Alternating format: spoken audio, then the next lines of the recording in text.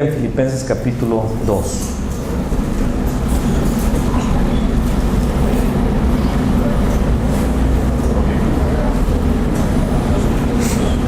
Estamos ahora en el tema Dios Trino y la Biblia. Página 16.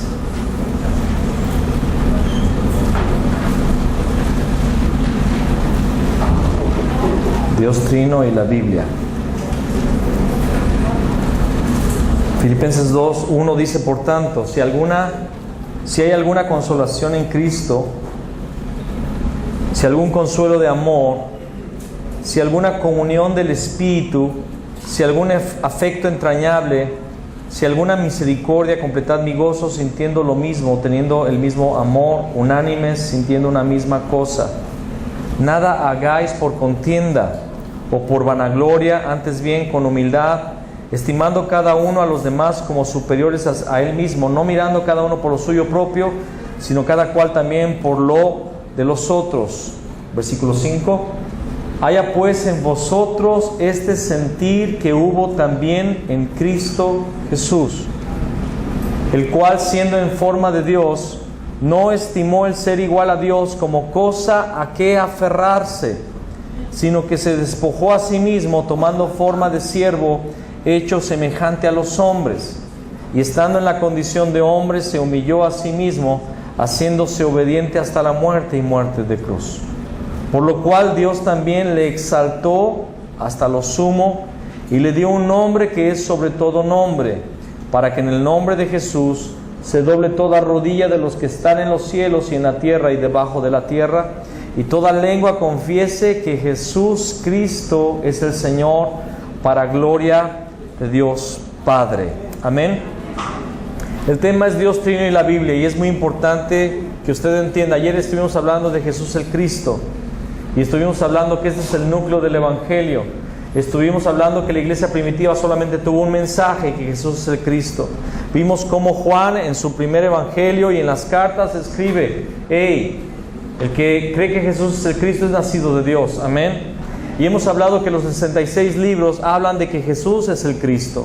Hemos hablado que solamente se debe de predicar este mensaje. Hay un solo evangelio, que Jesús es el Cristo. Hemos mostrado que la fe verdadera es que Jesús es el Cristo. Hemos mostrado que la salvación es que por ser Jesús el Cristo tenemos la liberación de Satanás, porque Él es el Rey, del pecado, porque Él es el sumo sacerdote, y de la separación de Dios, porque Él es el profeta que abrió el camino de reconciliación.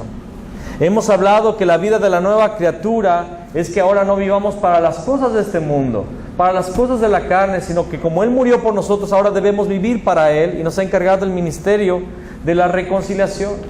Y hablamos que la verdadera fe no es la fe que se ha predicado en la iglesia por los últimos 50, 60 años tal vez. Hemos hablado de que la fe es tener una fe de algo que queremos y que va a llegar.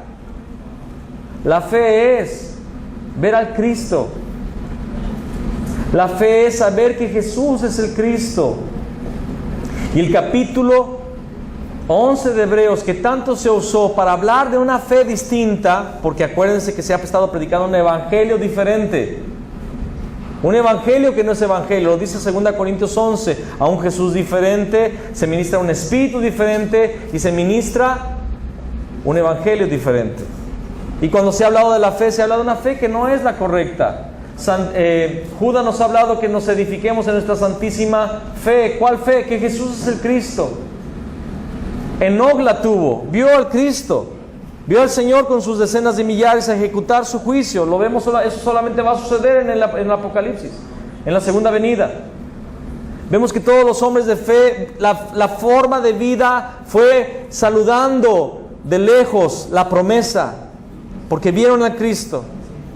Y Hebreos 12 dice que ahora nosotros debemos de correr la carrera que está delante, con los ojos puestos ¿en quién? En Jesús, porque toda la fe se trata de Jesús el Cristo. Pero queremos hablar ahora de Dios Trino y la Biblia, porque queremos dejarles bien claro que creemos en la Trinidad.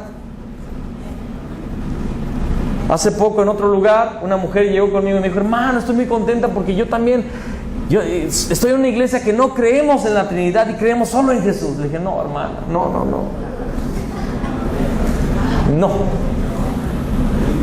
No somos Jesús solos o solo Cristo, no somos de esa línea, no.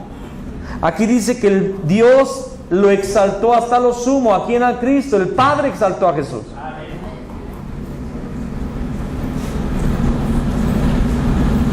Y queremos explicar un poco más. Vamos a 1 de Juan 5:20.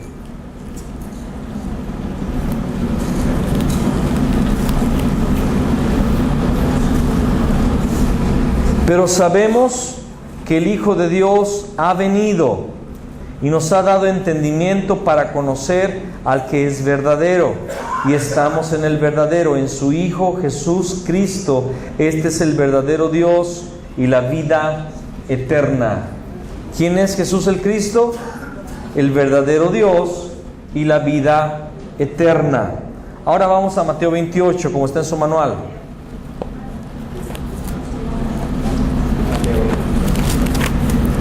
Mateo 28.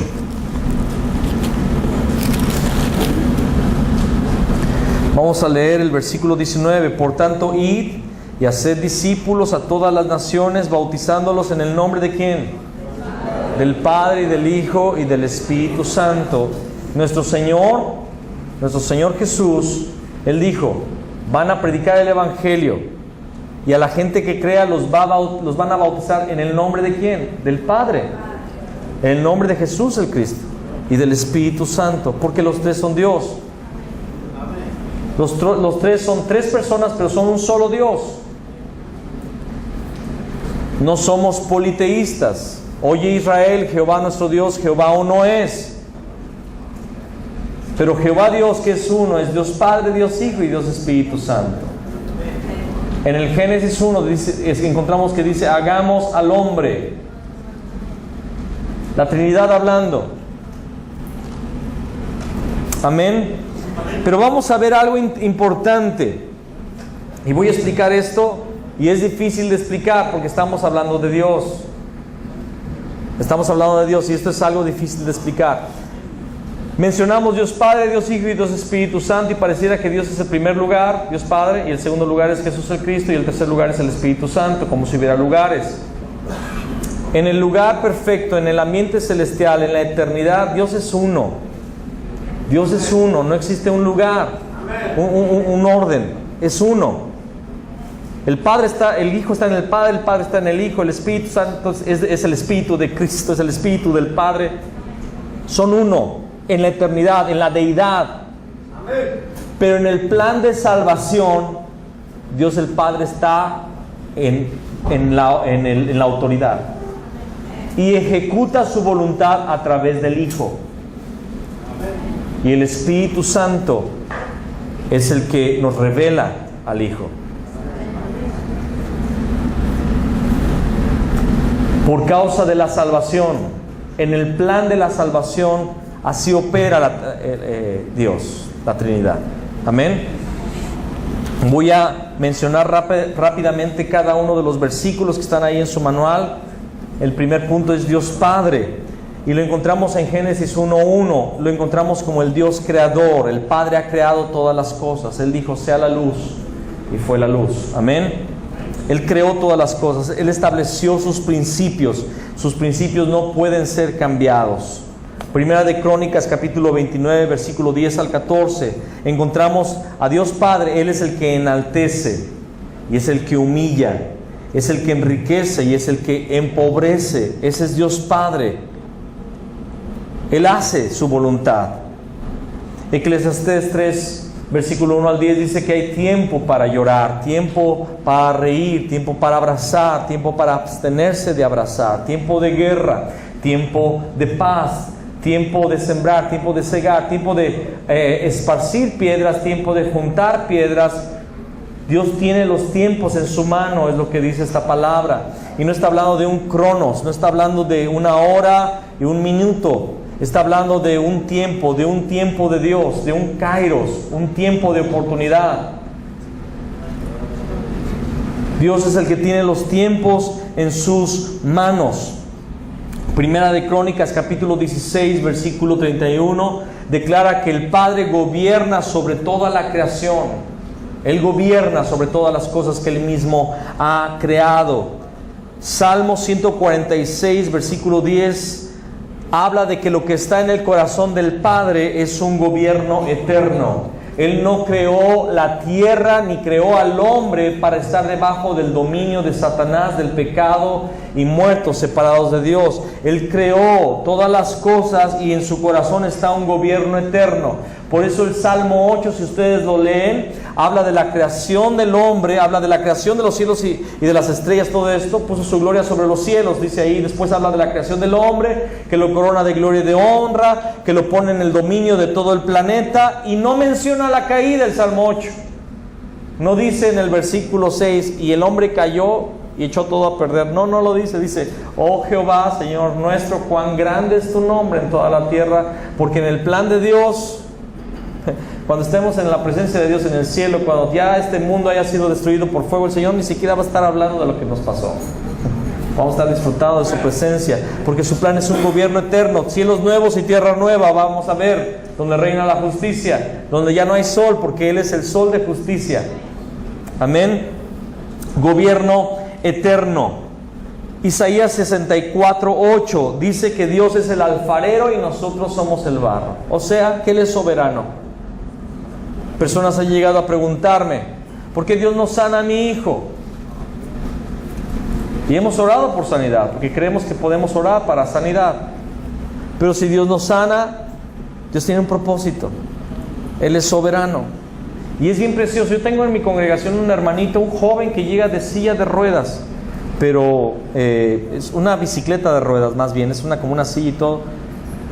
Y él estaba traumado, estaba enojado con Dios antes de conocer a Cristo.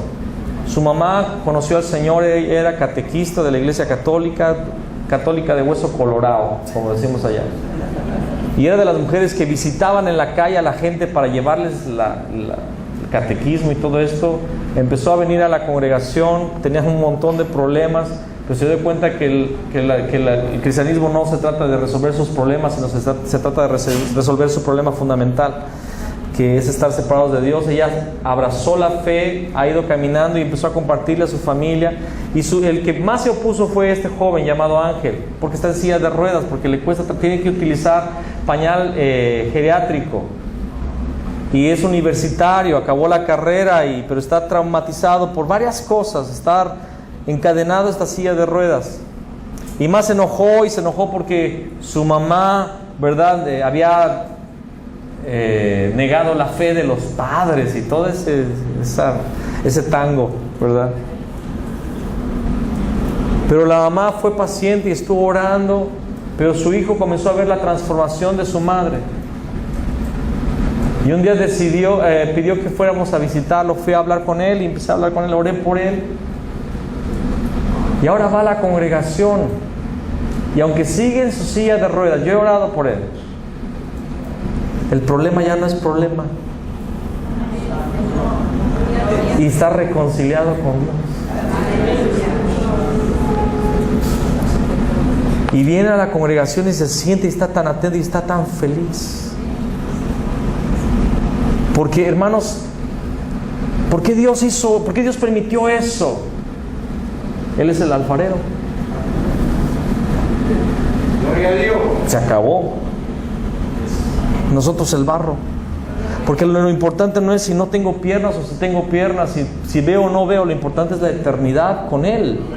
Que Jesús es el Cristo. Que Él me rescató del problema. Solucionó mi problema, la separación de Dios. Y este joven ahorita está limitado físicamente, pero en el espíritu Él es libre. Gloria a Dios. Nehemías 9:6, Él interactúa con la creación. Es lo que dice, Él interactúa. Los cielos cuentan la gloria de Dios y el firmamento anuncia la obra de sus manos. Un día emite palabra, otro día, y una noche a otra noche declara sabiduría. No hay lenguaje ni palabras, ni es oída su voz. Por toda la tierra salió su voz, y hasta el extremo del mundo sus palabras. Salmo 19, Él interactúa con la creación. Apocalipsis 4:11, vamos a buscarlo por favor.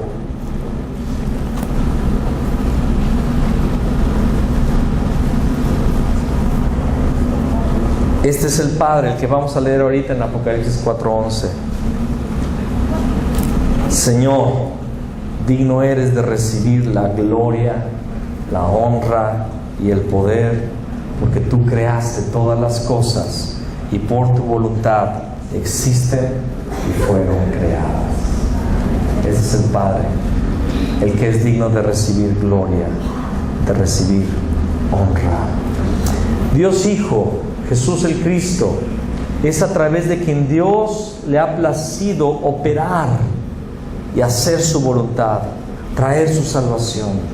Lo encontramos en Efesios capítulo 1, del versículo 1 al 22. Léalo después, está muy largo. Pero también encontramos que Dios el Padre ha creado todas las cosas a través de Cristo Jesús.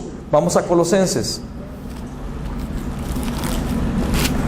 Capítulo, ¿qué dice allí? 1, ¿verdad? Versículo 16, desde el 15.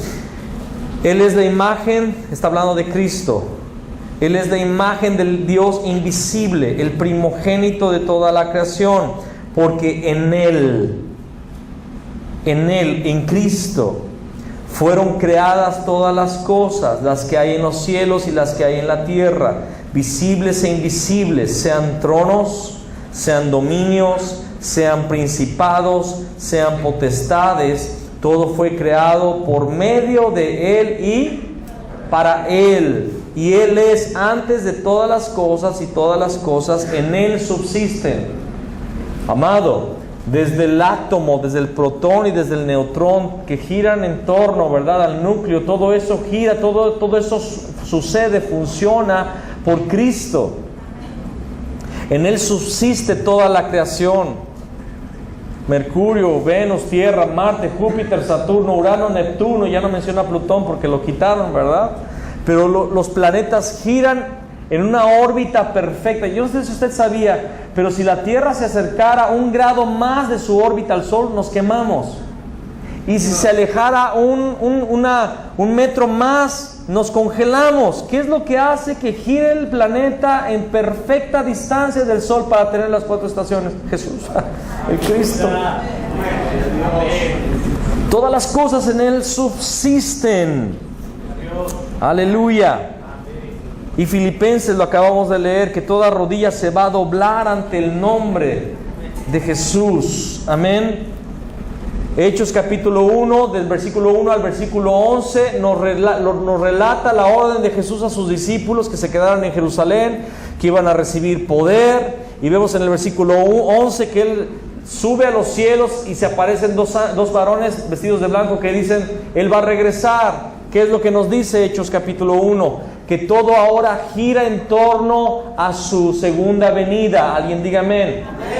Entienda esto, mi amado. Los patriarcas, los hombres de la fe del Antiguo Testamento estuvieron esperando la primer venida y se movieron hacia ello, profetizaron a causa de ello. Todo sucedió desde la salida de Egipto, el tiempo en el desierto y la entrada a Canaán. Era una sombra del Cristo que vendría, y todo lo que sucedió, 1 Corintios 10, sucedió para nuestro ejemplo. ¿Qué significa esto? Que ahora todo se debe de mover para su segunda venida.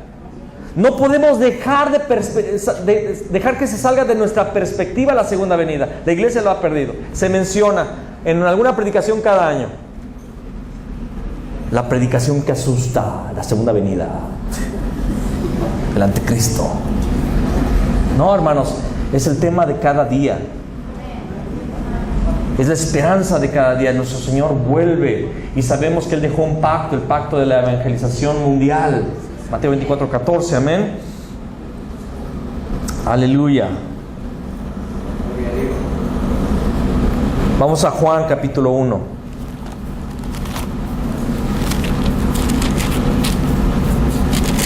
Versículo 1. En el principio era el Verbo, y el Verbo era con Dios, y el Verbo era Dios.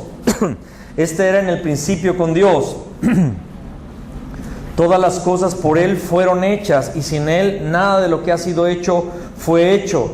En Él estaba la vida, y la vida era la luz de los hombres. La luz en las tinieblas resplandece, y las tinieblas no prevalecieron contra ella, contra la luz. ¿Quién es la luz?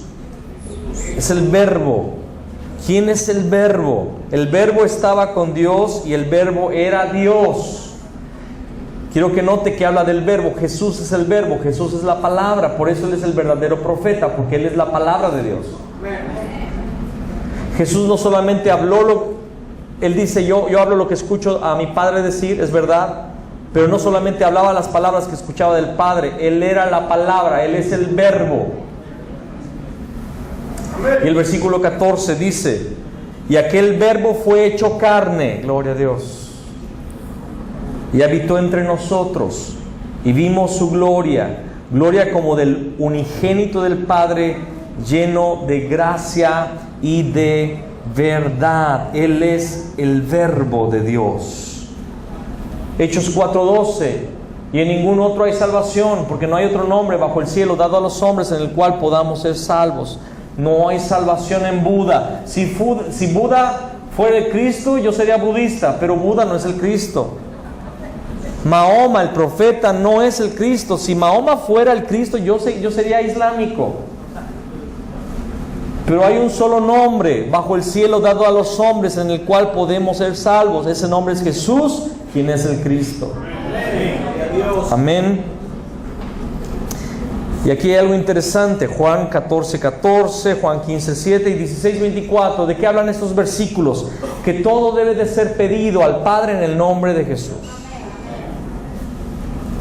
Estábamos en Cuba y al finalizar una enseñanza de estas, juntamos a algunos pastores y les pedimos su apreciación del mensaje, lo que habían recibido. Y uno de ellos dijo algo muy interesante. Y él dijo, yo no estoy de acuerdo con ustedes. Creo que ustedes están, no digo con esas palabras más, palabras menos, pero la idea fue esta, es que ustedes están exagerando lo de Jesús. Yo creo que debemos de orar al Padre, tener una relación igual con el Padre, igual con el Hijo, igual con el Espíritu Santo. Yo oro al Padre a veces, oro al Espíritu Santo a veces, papá. Y un hermano del equipo coreano habló con él me gustó mucho su respuesta, muy sencilla y muy acertada. Hermano, Dios es santo y su santidad es algo que usted no alcanza a entender. Y no podríamos acercarnos al Padre si no es a través de su Hijo. Porque es el Hijo el que abrió el camino de reconciliación hacia el Padre. Y el Espíritu es el Espíritu de Cristo que nos habla de Cristo. Y nos habla de lo que sucede en el trono, del deseo del Padre, de la voluntad del Padre, el Espíritu Santo. Es el Espíritu de Cristo, es el Paracletos, el Consolador. Por el Espíritu tenemos a Cristo en nuestro corazón. Él está sentado a la diestra del Padre, pero quien habita en nosotros es su Espíritu, porque es el mismo. Tenemos que entender esto. ¿Se acuerdan de Juan 14? Cuando dice Jesús, voy a la casa de mi Padre, voy a prepararles moradas, y ustedes saben a dónde voy y conocen el camino. Y dice Tomás, Señor, no sabemos a dónde vas ni el camino. Pensaba que era una calle hacia Buenos Aires o algo así, ¿no? Dice, no, y habla del Padre. Jesús les habla del Padre. Y en eso Felipe le dice, Señor, muéstranos al Padre. Y Jesús le dice algo bien interesante a Felipe. Felipe, desde hace tanto tiempo que estoy con vosotros, el que me ha visto a mí, ha visto al Padre. No estamos desequilibrados. Y Jesús no se alocó cuando dijo, todo lo que van a pedir, pídanlo al Padre en mi nombre. Porque el Padre es glorificado en el Hijo. Porque en el Hijo está el camino al Padre. Porque hemos recibido el Espíritu del Hijo que está en el Padre. Son uno, amados, por favor. Dios Espíritu Santo. Romanos 8:9 dice que si tenemos el Espíritu de Cristo, realmente somos salvos. Es el Espíritu de Cristo y mora en nosotros. Estará con vosotros y dentro de vosotros. Juan 14, 16 al 17 son versículos que ya hemos leído. Él es el Consolador. La palabra griega es Paracletos, ¿verdad? ¿Qué es Paracletos? Alguien igual. Es Cristo, pero en la persona del Espíritu Santo. Amén. Hechos 1:8 no es apenas una fuerza o un poder, sino que es poder de Dios para ser testigos, porque Él pone sus palabras en nuestra boca, efectúa señales y prodigios para que las personas crean. convence al mundo de pecado, de justicia y de juicio, tiene voluntad propia, dirigió todo el movimiento de evangelismo de la iglesia primitiva. El Espíritu Santo les impidió ir a ciertos lugares y los direccionó hacia otros lugares, porque es una persona, no es una fuerza, no es una energía. Es la tercera persona de la Trinidad, es Dios Padre, es Dios Hijo, pero en la persona del Espíritu Santo. 1 Corintios 2, del 10 al 12, el Espíritu Santo nos hace saber las cosas que recibimos de Dios. Y Juan 14, del 26 al 27, Él nos recuerda todas las cosas. Mis amados, durante todo este tiempo en este seminario, el Espíritu Santo ha estado moviendo ciertas cosas durante la predicación. Y cada visita, cada ciudad ha sido distinta. En este lugar el Espíritu Santo ha estado hablando de una forma muy particular por causa de la necesidad que hay en Luján. Y el Espíritu Santo de Dios está en este lugar y nos está guiando a la revelación. La revelación que tuvo Pedro, la tuvo porque el Padre se lo reveló a través del Espíritu de Cristo. Le fue revelado que Jesús era el Cristo. Nos recuerda todas las cosas. Y viene el cuarto punto, la Biblia. ¿Qué es la Biblia? Vamos a 2 Timoteo 3, 14 al 17.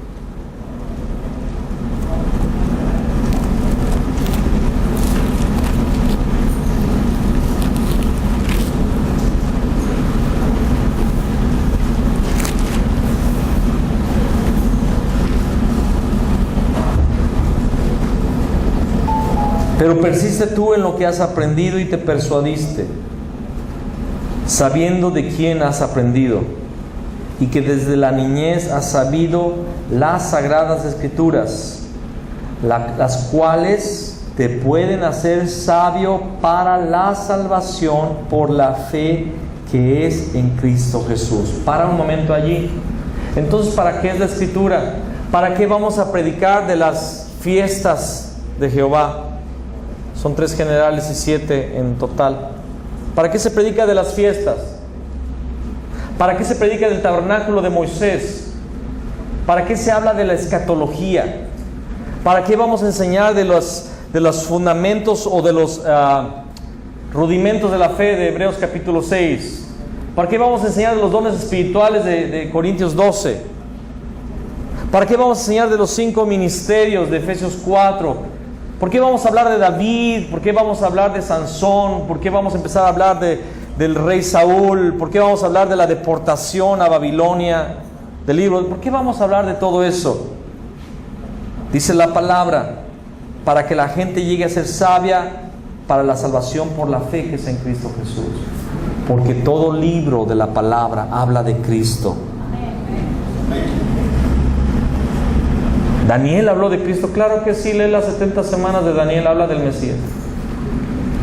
Daniel da un cronograma profético de cuándo iba a venir el Mesías la primera y la segunda vez. Profético. Pero Apocalipsis habla de Cristo, hermanos.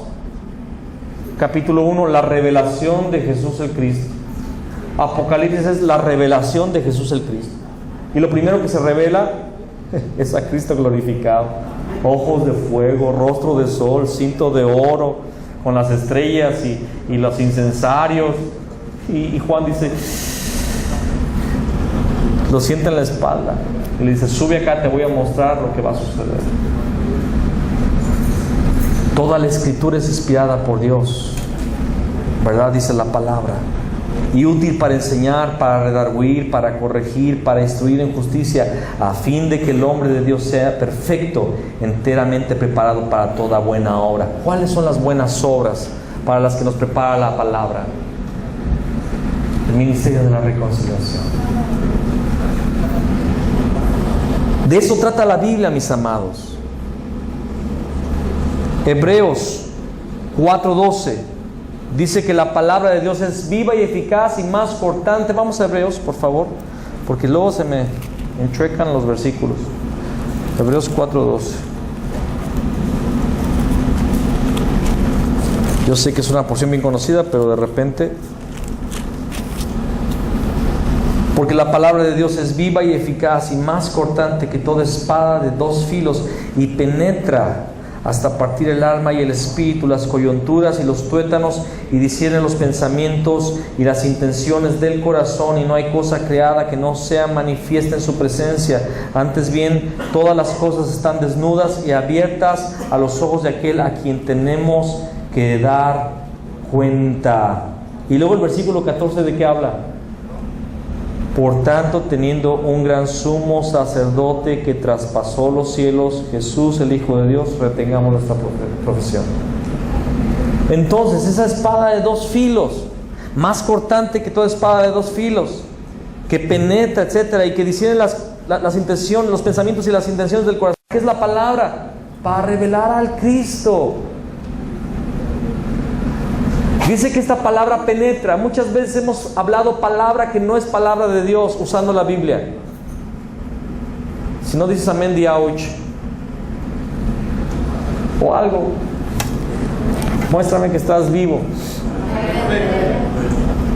Porque de repente las finanzas bajaron en la iglesia. ¿Y qué usamos?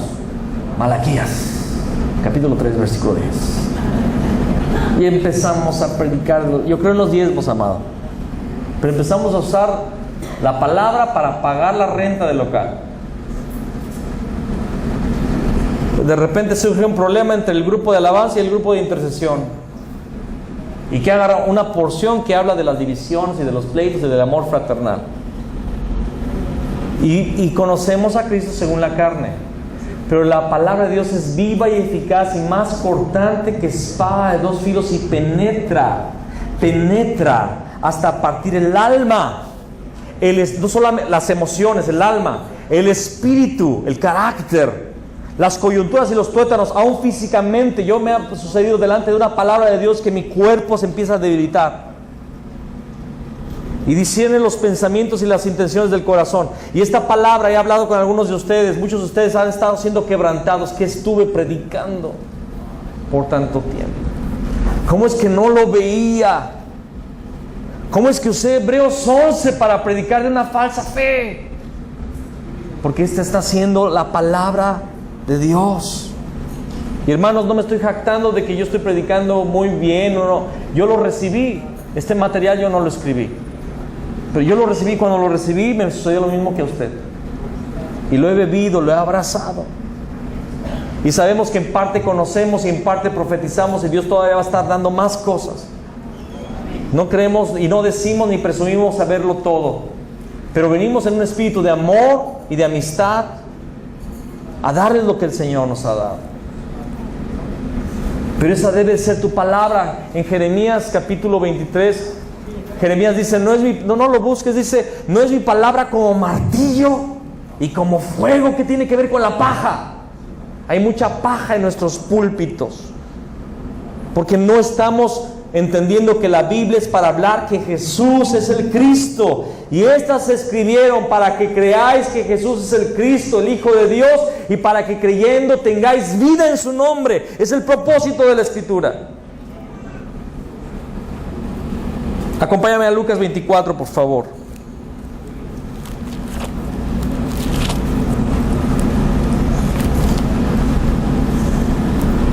Están los hombres camino a Emaús, están regresándose, ¿verdad?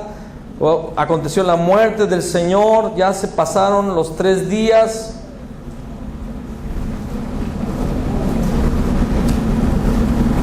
El mismo día de la resurrección es que están caminando hacia Emaús y van quejándose.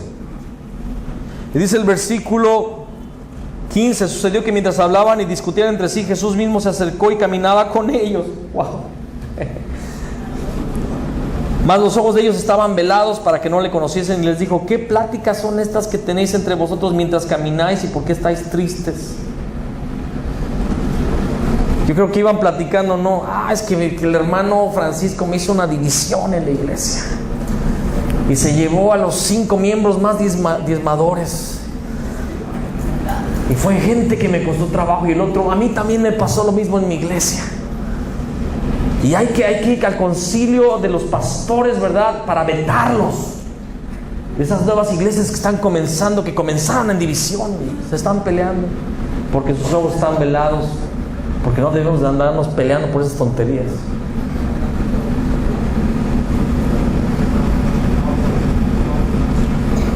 Y en el versículo 25, entonces Él les dijo: oh insensatos y tardos de corazón para creer todo lo que los profetas han dicho. ¿No era necesario que Cristo padeciera estas cosas y que entrara en su gloria? Y comenzando desde Moisés, está hablando de la ley. Moisés escribió desde Génesis. Y siguiendo por todos los profetas, un recorrido por todo el Antiguo Testamento. Les declaraba en todas las Escrituras lo que de Él, ¿de quién? Del Cristo, decían.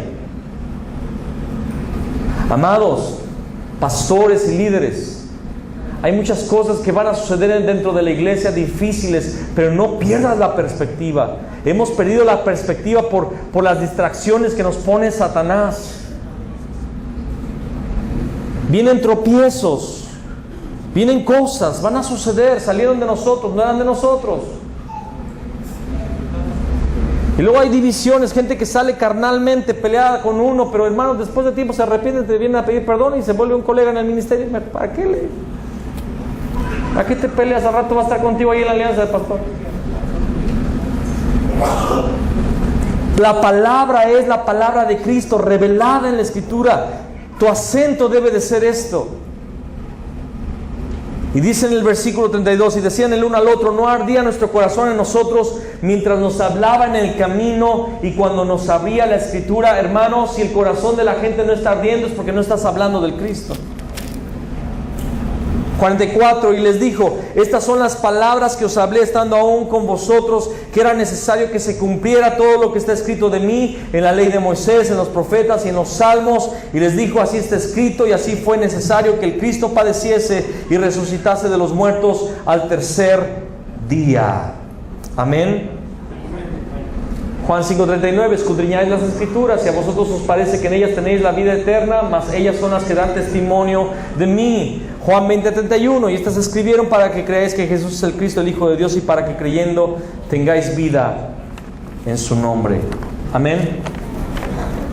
Entonces Dios Trino, Dios Padre, está en el orden, en el control, en la soberanía. Él es el alfarero. Dios Hijo ejecuta la voluntad del Padre en el plan de salvación. Verdadero Rey, sacerdote y profeta. El Espíritu Santo nos ha sido dado para que habite por la fe Cristo en nuestros corazones. Amén. La Biblia habla de Cristo, la revelación que Jesús es el Cristo, y debemos de usarla como espada de dos filos. Preparar a la gente para toda buena obra,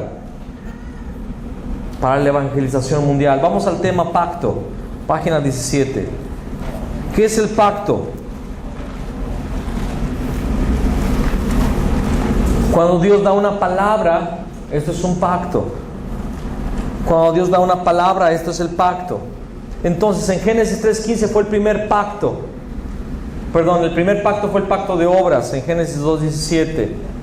Del árbol de la ciencia del bien y del mal no comeréis, porque el día que de él comiereis ciertamente morirás. Pacto de obras. Pero el pacto que nos dio para salvación está en Génesis 3:15. Y pondré enemistad entre tu simiente y su simiente, esta te herirá en la cabeza y tú le herirás en el calcañar. Fue el pacto del Cristo, se cumplió. Se cumplió. Y en Hechos 1, del 8 al 11, nos dio el pacto del Espíritu Santo. Recibiréis poder. ¿Para qué? Para ser testigos, para predicar el Evangelio a todas las naciones. Y el versículo 11, el pacto de la segunda venida. Amén. Entonces tenemos esos pactos. El pacto de la evangelización mundial, que precede a la segunda venida de nuestro Señor Jesucristo. Amén. Es un Dios de pacto, ¿verdad? El método de Dios ha sido el pacto. Cuando Él dijo sea la luz, fue un pacto, y la luz sigue siendo hasta el día de hoy.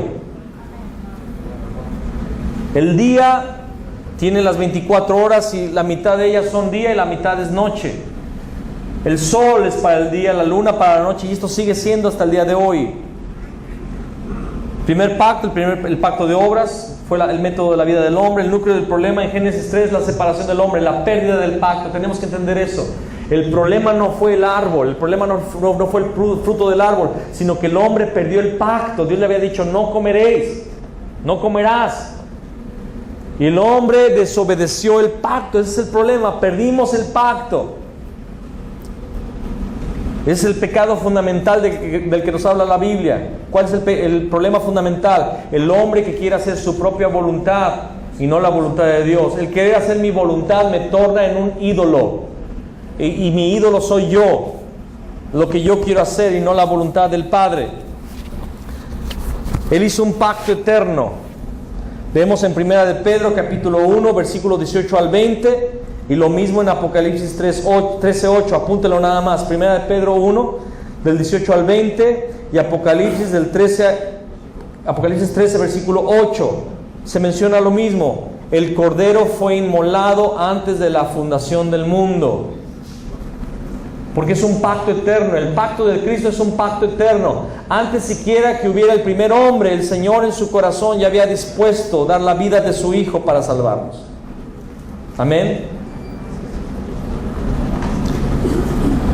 Génesis 3:15, ya lo mencionamos, el pacto del Mesías. Levítico 17:11 fue el pacto del sistema sacrificial del tabernáculo de Moisés, el derramamiento de sangre para que se hiciera expiación de los pecados, porque la vida de la carne en la sangre está, y yo os la he dado para expiar por vuestras almas. En el altar se tenían que hacer sacrificios. El primer sacrificio lo hizo el Señor cuando los vistió con túnicas con pieles de animales. Abel ofreció un sacrificio. Noé, cuando salió del arca, ofreció un sacrificio. Abraham fue un hombre de sacrificios, de altares, de pacto.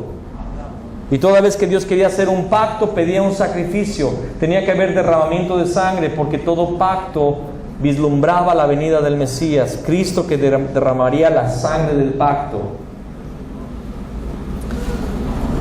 Mateo 16:16, vemos el pacto eterno que es el Cristo. Tú eres el Cristo, el Hijo del Dios vivo.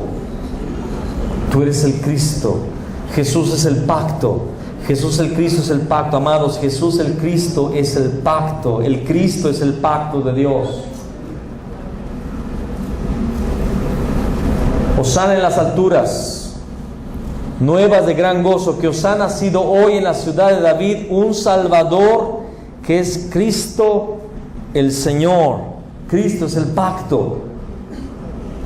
Es el núcleo del Antiguo Testamento, el núcleo del Nuevo Testamento, el Mesías. Vamos a ver ciertos pactos históricos. En la época de Noé, Génesis 6, del 14 al 22, no lo busques, conoces la historia.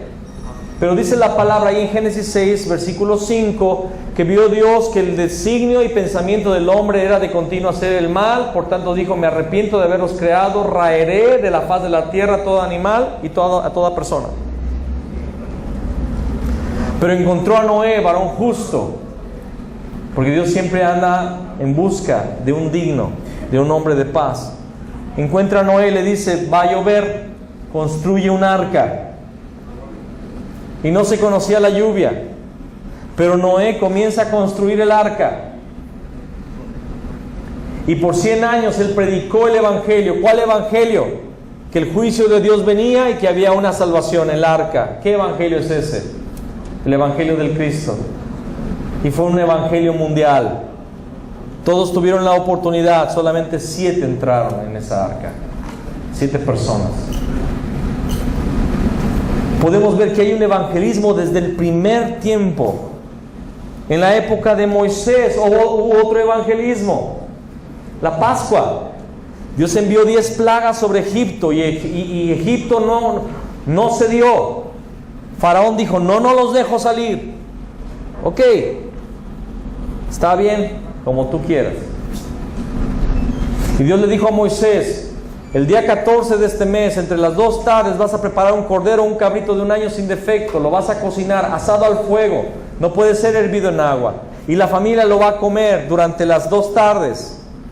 Y van a comerlo de esta forma, con hierbas amargas y panes sin levadura. Y se van a comer todo, no van a dejar nada, y si algo queda tienen que quemarlo en el fuego.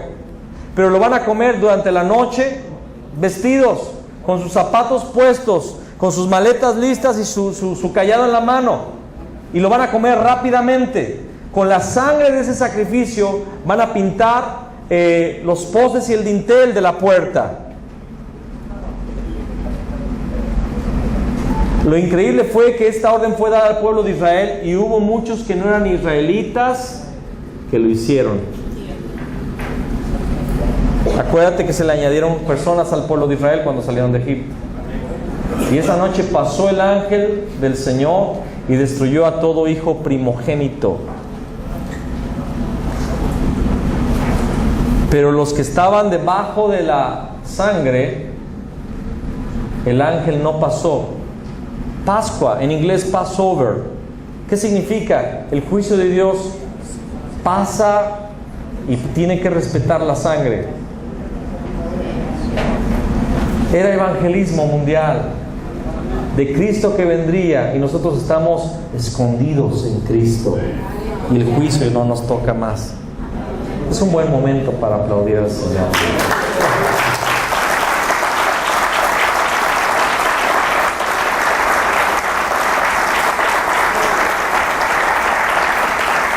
En la época de Josué, Dios le dijo a Josué: mi siervo Moisés ha muerto, tú vas a introducir al pueblo a Canaán. Esfuérzate y sé valiente, no temas ni desmayes, porque Jehová tu Dios estará contigo a donde quiera que vayas. Todo lo que pisara la planta de tus pies te los he dado como posesión. Mira que te mando que te esfuerces. Dice: esfuérzate en cumplir todos los días la ley de mi siervo Moisés. La conquista de Canaán era un evangelismo mundial, que Dios estaba detrás de un pueblo tan pequeño e insignificante, dándoles victorias asombrosas. Jericó fue la primera forma de testificar del poder de Dios. Simplemente dándole vueltas y glorificando al Señor, los muros cayeron. Era Dios que estaba sometiendo a sus enemigos. Por eso los había dejado 40 años en el desierto. Hebreos 4 dice que el pueblo de Israel, el primero que salió, no entró por incredulidad, hermanos, porque pensaban que eran sus fuerzas. Pensaban que era algo carnal, de la carne, y no entendían que era algo de Dios, del Espíritu de Dios. Solamente Josué y Caleb creyeron a la promesa y dijeron: no, los vamos a destruir. Pero no creyeron y estuvieron vagando en el desierto por 40 años conforme al número de los días que los espías estuvieron en Canaán. Pero cuando entran a Canaán, hermanos, primer cosa que sucede, si tenías dudas de que Dios va a estar contigo, lo primero que sucede: Josué manda a los levitas cargar el arca e introducirse en el río Jordán. Y así que van entrando, las aguas se detienen. Yo creo que la nueva generación que se pudo entrar comenzó a pensar: qué burros fueron nuestros padres. Es que en el hebreo burro, no. Y luego llegan a Jericó y ven que al darle vueltas y gritar y tocar los shofares y alabar al Señor, esas murallas gigantescas se caen. ¿Cuál era el pacto del tiempo de Josué? Abrazar la ley del Señor, creer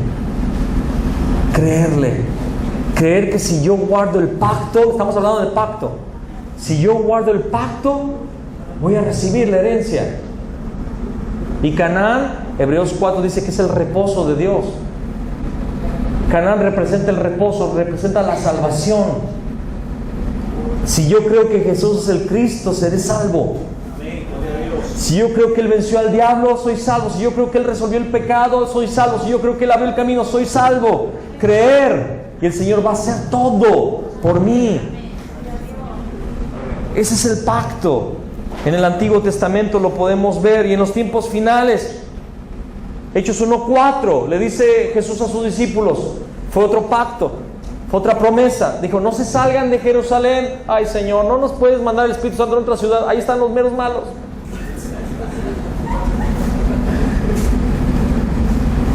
En serio, si no lo habías visto así, date cuenta, 500 estuvieron en la ascensión, pero nada más 120 cumplieron la orden de Jesús en Hechos 1:4, porque era a costa de sus propias vidas. Estaban a puerta cerrada, orando y ayunando, creyeron el pacto. No se salgan hasta recibir el Espíritu Santo, y lo recibieron.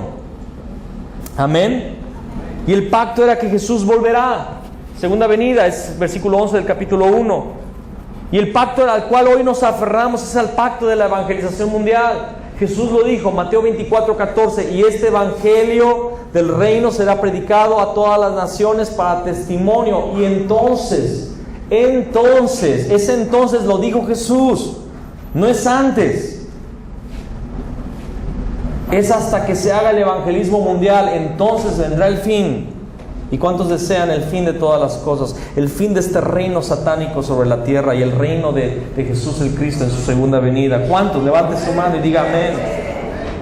¿Cuál es la imagen de aquel que se aferra al pacto? Hechos 1 del 13 al 14. Perseveraron las mujeres, los apóstoles en oración. Se estuvieron allí esperando la promesa a costa de sus vidas. Esa fue la marca, el sello de la iglesia primitiva. Vamos a Hechos 20:24.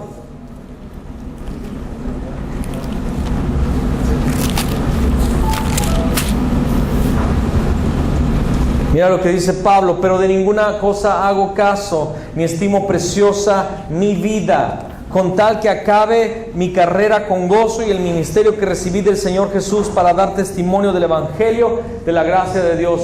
Pablo dijo: a mí no me importa si me pasa algo malo, a mí no me importa si me apedrean, si estoy en naufragios, si estoy en peligro de camino, si estoy en peligro entre falsos hermanos, si me tienen que descolgar de un muro en una cesta, si me dejan como muerto, apedreado allá a la puerta de la ciudad de Listra. De ninguna cosa hago caso y no estimo preciosa mi vida para mí mismo, porque por todos murió, para que los que viven ya no vivan para sí, sino para aquel que murió y resucitó por ellos. No estimo mi vida preciosa para mí mismo, con tal que acabe mi carrera con gozo. Y él dijo después: he acabado la carrera, he guardado la fe, me espera la corona de justicia, la cual me dará el Señor juez justo y a todos aquellos que aman su venida. Con tal que acabe mi carrera con gozo, el ministerio, mi carrera con gozo y el ministerio que recibí del Señor Jesús para dar testimonio. ¿Cuál es el ministerio? Es que mi ministerio es la alabanza. Yo quiero acabar mi carrera de leyes. No, la carrera del ministerio, del testimonio, del evangelio, de la gracia de Dios. Estudia tu carrera de leyes, amén. Que tu negocio sea el mejor, dando los mejores precios, siendo el mejor negocio honesto, dando calidad, con balanzas y pesos justos, amén. Pero tu carrera es el ministerio de la evangelización, de la gracia, el evangelio de la gracia de Dios, que es Jesús el Cristo. ¿Cómo fueron los miembros? ¿Cuál fue el final de los apóstoles? Todos fueron mártires, murieron por el Señor Jesús. Al final, capítulo 21 de Juan, creo que es el último capítulo de Juan, el Evangelio según San Juan, va Pedro caminando con Jesús. Pedro va caminando con Jesús y Juan le sigue, ¿no? Y Jesús le dice: cuando eras joven, tú te ceñías e ibas a donde querías, pero cuando seas viejo, otro te ceñirá y te va a llevar a donde no quieres ir. Y Juan dice, estaba hablando de la muerte con la cual iba a glorificar al Señor. Y un día, cuando era viejo, encarcelado Pedro por el Imperio Romano, llegó su verdugo, lo vistió y lo llevó, según la tradición, a ser crucificado. Pero de esa forma glorificaron al Señor. La iglesia primitiva murió de forma aterradora. Los metían en ollas de aceite hirviendo. Los aventaban en resbaladillas que tenían navajas afiladas durante todo el transcurso, y cuando ya llegaban al fondo de esa resbaladilla llegaban hechos pedazos. Los echaban al Coliseo romano. Y dice la historia que las fieras se los comían, pero llegaba un punto que las fieras estaban ya tan hastiadas de carne que no los querían comer, y le rociaban sangre de animales a los cuerpos de ellos para que las bestias por lo menos los mataran. Los crucificaban. Nerón hizo durante todo el camino a Roma, puso cruces y crucificó a muchísimos, cientos de cristianos, les puso aceite y los prendía para que iluminaran la entrada a Roma durante la noche.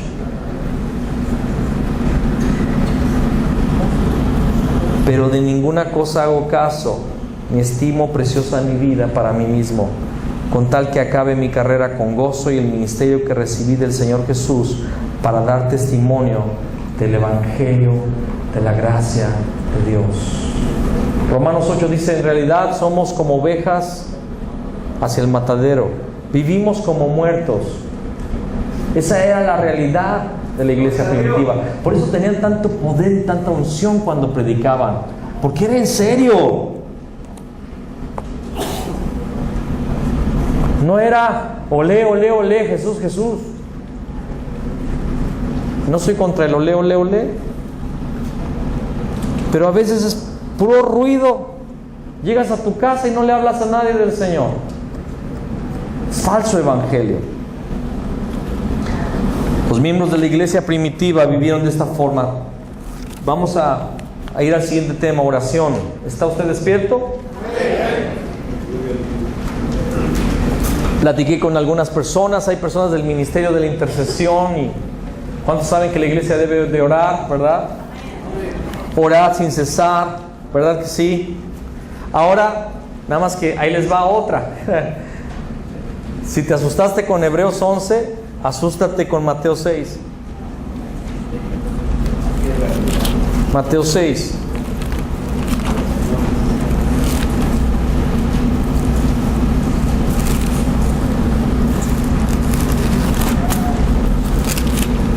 En Mateo 6, Jesús enseña a sus discípulos la oración del Padre Nuestro. Y después de hablar del Padre Nuestro, habla del ayuno, habla de los tesoros celestiales y habla de las cosas que vemos, ¿verdad? Con nuestros ojos. Habla de las riquezas. Empieza a hablar de las cosas materiales, porque habló de la oración. Escúchame, el tema, si vamos a hablar de la oración, tenemos que hablar lo que Jesús habló, amén. Toda teología, toda buena doctrina viene de la boca de Jesús, que es la palabra de Dios. Entonces nos enseñó a orar, cerrada la puerta, hazlo en secreto. Y ora primero, Padre nuestro, ¿verdad? A través de Cristo, Él es nuestro Padre una vez más, que estás en los cielos. Lo primero es glorificarle, santificado sea tu nombre. Y empieza a enseñar, y ustedes conocen la oración del Padre nuestro. Es un modelo, ¿verdad? Pero después empieza a hablar de una vida. El ayuno habla de nuestra... ¿De qué está hablando el ayuno? ¿Para qué es el ayuno? ¿Para torcer el brazo de Dios? No. Es para mortificar los deseos carnales y sintonizar nuestro espíritu a la voluntad de Dios. Por eso habla del ayuno después de la oración. El ayuno no es algo para que torzamos el brazo de Dios. El ayuno es para torcer nuestra carne, el brazo de nuestra carne, y sintonizar nuestro espíritu. ¿A cuántos no les duele la cabeza cuando empiezan a ayunar? A las 6 de la tarde, a mí me pasa, empiezo a ayunar y a las 6 de la tarde empieza un dolor de cabeza, porque mi carne no está contenta. Y después del ayuno habla de las riquezas, y luego dice, empieza a hablar del afán y de la ansiedad. Dice, no os afanéis por vuestra vida, que habéis de comer, que habéis de beber, por vuestro cuerpo, que habéis de vestir. Y luego habla de las aves, que Dios las suple, ¿verdad? Y luego dice en el versículo 27, ¿quién puede, por más que se afane, hacerse más alto? Pues nadie, ¿verdad? Digan amén las chaparritas.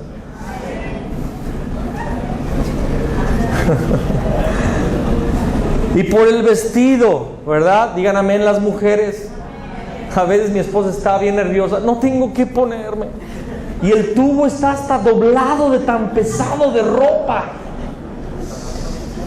Y yo me quedo así viéndola.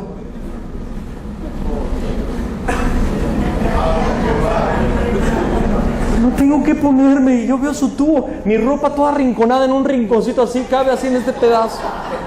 Y la ropa de mi esposa así de aquí hasta allá, y llorando, no tengo que ponerme.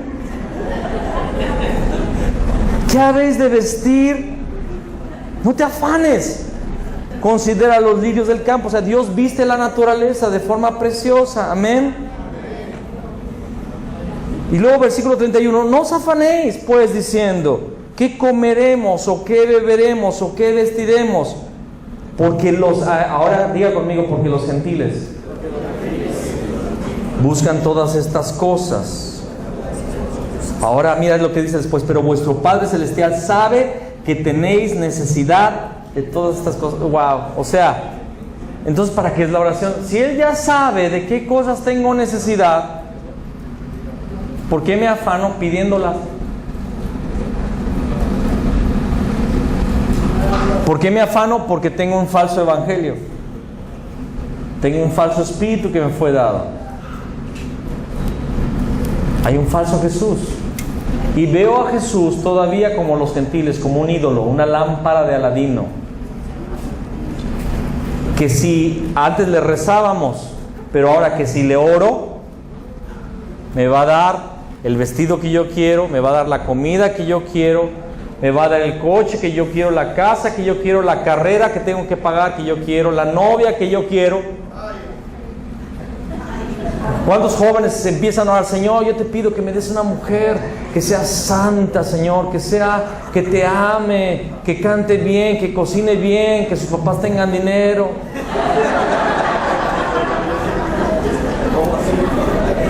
Para comenzar bien. Y Señor, si es tu voluntad, y creo que la es, que sea Juana, la hija del panadero. Los gentiles buscan todas estas cosas. Estamos haciendo una oración de los gentiles, una oración pagana, y Dios no se agrada de esta oración. Y ahí es donde viene el clásico versículo que lo sabemos y hasta lo decimos de memoria, pero no lo vivimos porque oramos de forma distinta.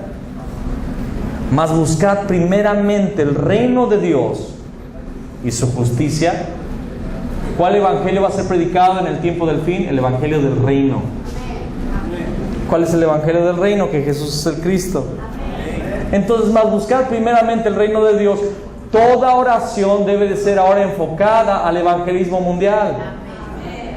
La salvación de las almas, la salvación de Luján, de la Argentina y de México, por favor. Después orar por otros países. Es Argentina, México y Corea.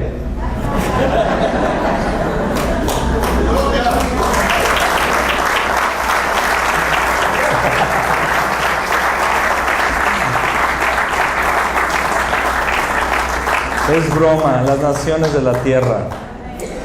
Más buscar primeramente el reino de Dios y su justicia, y todas estas cosas os serán añadidas, porque Dios las conoce. Amados, yo necesitaba que mi hijo quiso estudiar una carrera en la universidad, pero yo no tengo dinero para pagar la universidad, así es que yo empecé a orar. Dije, Señor, si es tu voluntad, manda el recurso. Pero oré nada más 2 o 3 veces máximo, y ya. Mi oración fue conocida. No me la pasé orando, ni me puse a ayunar para que Dios me diera. No, seguí comiendo. Y le dije a mi hijo, si es de Dios, pues yo tengo para pagar la inscripción y la primera mensualidad, y vamos a meternos a ver. Y si es de Dios, vas a seguir. Si no es de Dios, hijo, Dios no va a enviar la provisión. Así hemos aprendido: lo que es de Dios, Dios envía la provisión. Se metió ahí, y de repente llega un hermano de la iglesia que no sabía, nadie le dijo, ni yo le dije, ni puse mi cara de ratita mojada. Ay, nada. Mi oración había sido dada a Dios. Ya. Y lo hice nada más, creo que nada más una vez, pero no quiero presumir, tal vez 2 veces. Oré con fe: Señor, si es tu voluntad, manda el recurso. Amén. Luego una señora bien viejita de otra iglesia que teníamos una relación, una mujer con mucho dinero, nos dijo, Fabián, Dios me puso en el corazón darle una beca a tu hijo para que pueda estudiar en la universidad. Le dije, gloria a Dios. Y al mes se murió. Un segundo. Perdón por cortar. Hay una Hilux azul acá enfrente, JFM 378. Si no la quitan, se la va a llevar el lugar de la camioneta. Es el lugar de Lice. Entonces, por favor, pedimos gracias. Chao. Cambio fuera. Ya fue. Ok. Entonces, la viejita se murió. Y dije, Señor, y eso me había dado fe para decirle a mi hijo, entra a la universidad. Dije, Señor. Dije, bueno, se murió. Y fui a su funeral, ministré la adoración y todo, con el otro pastor, muy lindo todo ahí. Amén. Al tiempo llegó un hermano de la congregación que no sabía de nada y me dijo, hermanos, vi que le entregaron su sobre, ¿verdad?, con su apoyo. Me di cuenta que el sobre estaba muy delgadito. Dice, Dios me puso en el corazón darle cierta cantidad de dinero semanal para sus necesidades, y es es el dinero que mi hijo necesitaba para la universidad, y así ha sido ya en 2 semestres de la universidad. Y semana a semana el hermano me da, y yo no estoy cuidando al hermanito ahí de mi iglesia. Hermano, ¿cómo está? Que no se me enferme o algo así, no. Porque los gentiles buscan esas cosas. Pero mi Padre sabe de mi necesidad y sabe de tu necesidad. Busca el reino de Dios y su justicia, y todo lo demás viene por añadidura. Después llega otro hermano. Estoy contando de bendiciones, pero ¿sabe por qué son esas bendiciones? Porque Dios conoce tu necesidad. Y otro hermano, oye hermano, le quiero regalar una moto para que su hijo vaya a la universidad. Pues si era de Dios. Pero si no hubiera sido de Dios, Dios no hubiera enviado la provisión, y yo sigo buscando el reino de Dios y su justicia. Porque tampoco quiero que usted entienda que siempre todo va a resultar así. A veces no va a resultar, no va a haber la provisión que usted quería para lo que usted quería, porque no es la voluntad de Dios. Tal vez no es ahora el momento, o no es la voluntad de Dios. Y usted va a seguir buscando el reino de Dios y su justicia, y no se va a afanar por las cosas que los gentiles se afanan. No tengo tiempo ya para dar todo el tema o para leer todos los versículos, pero dice la palabra que pidamos y se nos va a dar. Mateo 7:7, dice Mateo 21:22 que todo lo que pidamos creyendo lo vamos a recibir. Tienes que pedir creyendo. Juan 11:22, todo lo que Jesús pedía era contestado. Lo que debemos de pedir es el Consolador, el Espíritu Santo sobre nuestra vida. Juan 14:16, ¿verdad? Si permanecemos en Él, podemos pedir. Juan 15:7, si permanecemos en Él. Juan 16:24, pediremos y recibiremos. Romanos 8:32, si Dios no escatimó a su propio Hijo Jesús, ¿cómo no nos dará también con Él todas las cosas? Santiago 1:5, pidamos sabiduría a Dios para saber pedir. Ahora, ¿cuáles son las condiciones para tener respuesta a la oración? Solamente los hijos son los que pueden pedir. Mateo 7:9. Mateo 21:22, debemos orar creyendo que lo vamos a recibir, o sea, con la fe de que Dios va a responder. Tenemos que creer que lo recibiremos. Mateo 11, pedid y se os dará. Lucas 11. Lucas 18, habla de la viuda y el juez injusto. Tenemos que ser perseverantes en esa oración, ¿verdad? Santiago 1, versículos 6 al 8, debemos pedir con fe, no dudando nada. Ahora tenemos que entender que en Santiago 4, del 2 al 4, Dios no nos va a dar algo que nos pueda hacer daño. Y lo más importante, Lucas 22, 42, Jesús dijo, no se haga mi voluntad sino la tuya. Tú puedes poner en oración cosas delante de Dios, pero siempre tienes que recordar que no se haga mi voluntad. Jesús dijo, si es posible pasa de mí esta copa. Le estaba costando trabajo en ese momento, su carne estaba siendo afligido, pero Él tuvo la victoria. Él dijo que no se haga mi voluntad sino la tuya. Entonces,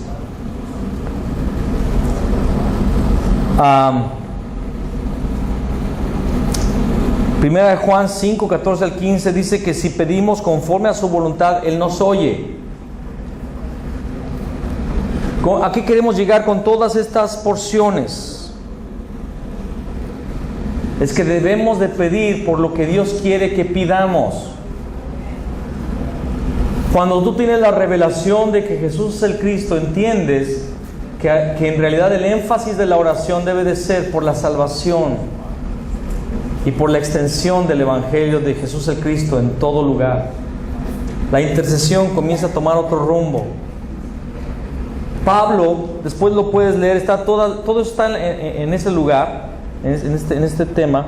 Pero Pablo dijo, oren por mí para que se me abra puerta para la predicación del Evangelio. Oren por mí. Eso lo dijo en Efesios capítulo 6. Oren por mí para que se me abra puerta. La iglesia estaba orando por Pedro cuando estaba encarcelado y lo iban a matar. ¿Por qué? No solamente estaban orando para que él viviera, sino por causa del Evangelio, para que Dios protegiera a los que eran los emisarios, ¿verdad? Los portavoces de la palabra. Podemos orar por protección, pero todo vinculado al evangelismo, todo vinculado al reino de Dios, a la expansión del reino.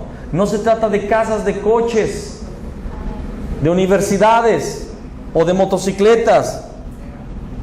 No se trata de eso, se trata del Evangelio, del reino de Dios y su justicia, y todo lo demás el Señor te lo da por añadidura. Sí podemos orar por las enfermedades, yo lo sé que sí, pero no es el énfasis. Si alguno está enfermo, pide oración. Pero no es el acento. La oración se ha vuelto una oración idolátrica, egocéntrica, para mi necesidad, para mis cosas, para lo que yo quiero y deseo. Dame, dame, dame. Esa no es la verdadera oración. Vamos a ver el siguiente tema en los próximos 15 minutos. Verdadera iglesia. ¿Está conmigo? ¿Aguanta los siguientes 15 minutos? ¿Está entendiendo usted el mensaje, amado? ¿Cuál es la verdadera oración? Por la evangelización de las naciones, por la expansión del reino de Dios. El reino de Dios y su justicia, que Jesús es el Cristo, que el mundo conozca que Jesús es el Cristo. Esa es la verdadera oración, para que se cumpla el pacto de la evangelización mundial, para que el Señor Jesús vuelva por su iglesia. Amén. Verdadera iglesia. ¿Qué es la iglesia? Es la comunidad de los que creen que Jesús es el Cristo.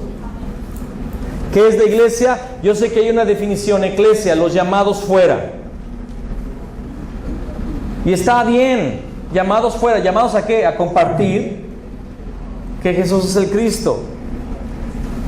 La iglesia es la comunidad, el grupo de personas que creen que Jesús es el Cristo.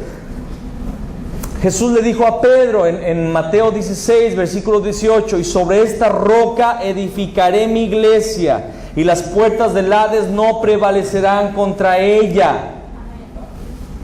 Y a ti te daré las llaves del reino de los cielos para atar y desatar. Entonces la iglesia es aquella que está fundada sobre la revelación. Esta iglesia ora para que el evangelio, el verdadero evangelio de Jesús el Cristo ocurra. Esta iglesia entiende que la vida de la nueva criatura es votada a la evangelización. Esta iglesia entiende que la salvación es la operación del rey, profeta y sacerdote sobre su vida para hacerle libre y para vivir para la evangelización. La verdadera iglesia está fundada sobre esta revelación, y lo vamos a repetir hasta el cansancio. Esa es la palabra que debe de ser predicada por la iglesia. Mateo 16, del 13 en adelante, que Jesús es el Cristo. Ese es el fundamento, no es un método, no es una estrategia, no es parte de otras cosas. Es el todo de la iglesia, que Jesús es el Cristo. Amén. Vamos a Mateo 7:24.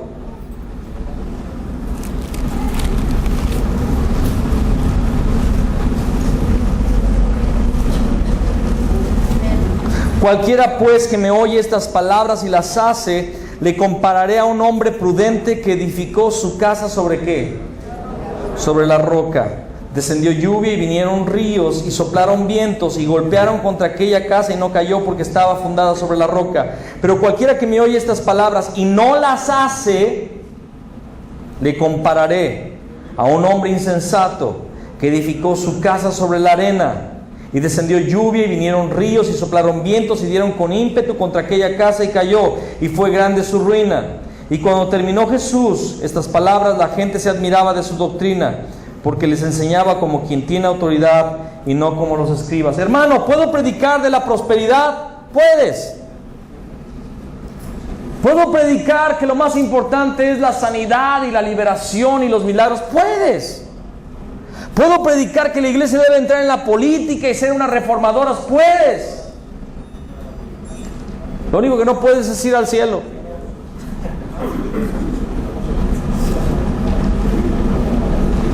Porque Jesús dijo: yo soy el camino, la verdad y la vida. Y la iglesia está fundada solo sobre una revelación, no sobre otras. La roca de fundamento es que Jesús es el Cristo. Y la verdadera iglesia entiende que Jesús es la cabeza, Cristo es la cabeza de la iglesia. Efesios 1, 22, Efesios 5, 23, Colosenses 1, 18. Él es la cabeza de la iglesia. ¿Cómo fue el comienzo de la iglesia? Hechos 1, 4. Esperaron en Jerusalén, recibieron la promesa del Espíritu Santo, escucharon la promesa de la segunda venida, se quedaron allí, y en Hechos 2 recibieron el Espíritu Santo. ¿Y qué comenzó haciendo la iglesia?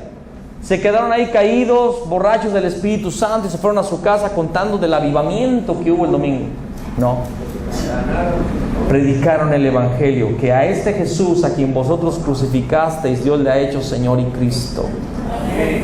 Pusieron en obra. Luego Pedro empezó a hablar del fundamento. Fue lo primero que habló. Amén. ¿Cuáles son las marcas de la verdadera iglesia? Proclamación está en su manual, proclamación de la palabra correcta. Jesús es el Cristo. Todo lo que prediques, puedes predicar de todo lo que la Biblia habla, pero entendiendo que al fin tú tienes que llegar al núcleo de la palabra, que Jesús es el Cristo. Para eso tienes los 33 lecciones del movimiento de la palabra en tu manual. Son 33 lecciones. Cada una de ellas termina diciendo Jesús es el Cristo, desde varios ángulos y facetas y prismas de la palabra. Uno puede predicar. Hermanos, yo soy pastor y a partir de que el Señor me dio esta misericordia cuando los hermanos fueron a México, realmente yo no tengo que forzar mis predicaciones.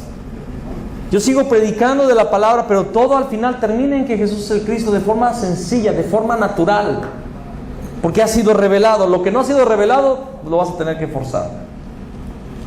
La ejecución correcta de los sacramentos está bien declarada en la palabra, ¿verdad? Los bautismos, la Santa Cena, la ejecución apropiada de los deberes eclesiásticos, ¿verdad? Redarguir a los creyentes vez tras vez. ¿Cuál es la forma de la iglesia? 1 Corintios 3:16, ¿no sabéis que sois templo de Dios y el Espíritu de Dios mora en vosotros? La iglesia es la habitación de Dios. Hay una iglesia en el cielo que ya está allá, iglesia victoriosa. ¿Cómo es la iglesia en la tierra? Iglesia guerrera. Hay una iglesia sin forma, no la podemos ver, está en todo el planeta, pero hay una iglesia con forma. Y Pablo le escribió cartas a iglesias locales que estaban identificadas en ciertos lugares. Hay una iglesia aquí en Luján, con forma, ¿verdad? Fácilmente identificable. Hay una iglesia universal, pero hay una iglesia regional. ¿Y cuál es la forma? ¿Cuál es el modelo de la iglesia bíblica? ¿Cuál es? Hechos 5:42. Y todos los días en el templo y por las casas no cesaban de enseñar y de predicar que Jesús es el Cristo. Este es el modelo de iglesia. ¿Queremos ver los resultados de la iglesia primitiva? Tenemos que volver al modelo original. Ellos tenían la revelación y Satanás la quitó. Es el modelo. ¿Por qué es la iglesia? ¿Cuál es la razón de que exista la iglesia? Vamos a Isaías 43:7.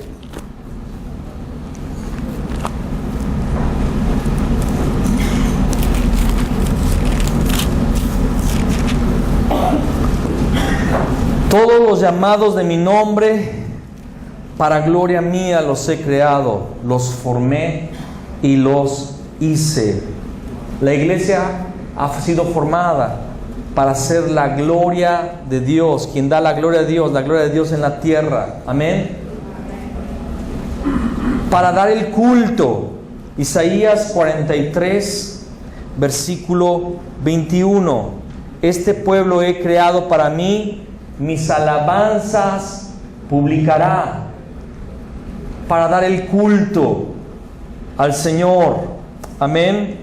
Juan 4, 23 y 24, todos lo conocemos, pero vamos a buscarlo aún así. Juan 4, 23 y 24.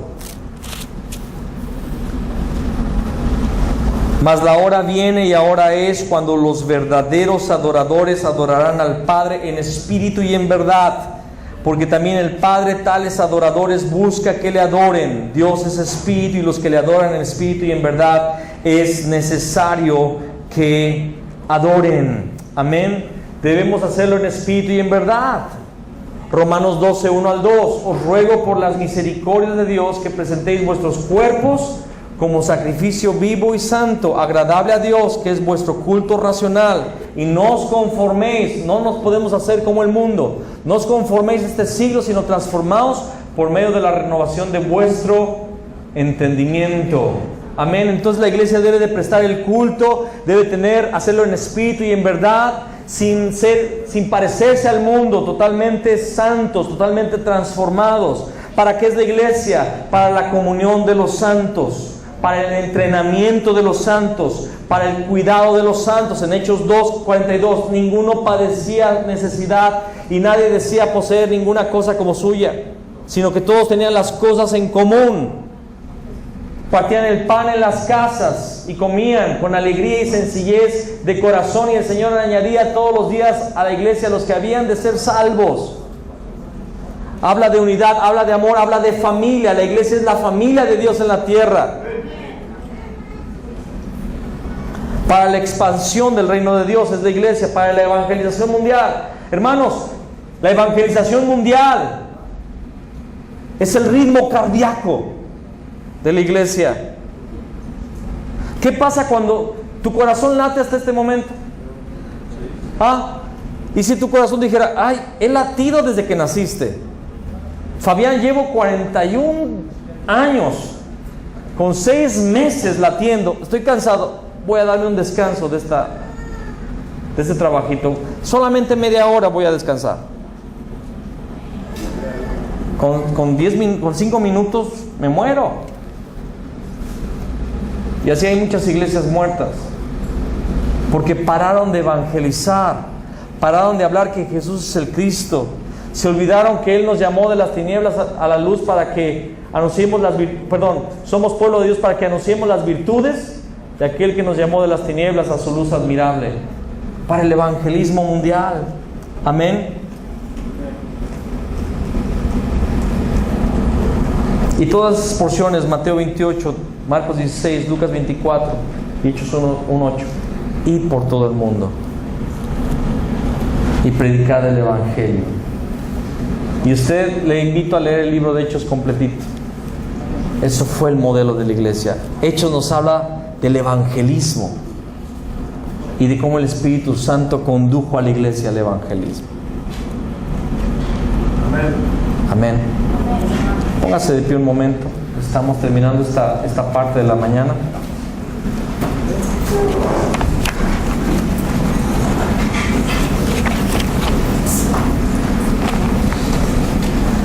Estírese un poco. Yo quiero que nos concentremos en esto que vamos a orar, porque yo sé por el Espíritu de Dios que en muchos de ustedes cayeron fichas. Algunos el día de ayer estuvieron reluchando con cierta oposición interna, algunas cosas. ¿Cómo es posible? No, a ver. Y el Espíritu Santo en su amor ha estado dándoles espacio. Muchos de ustedes no pudieron dormir, lo sé.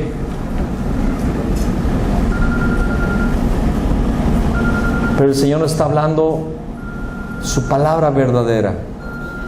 Jesús es el Cristo.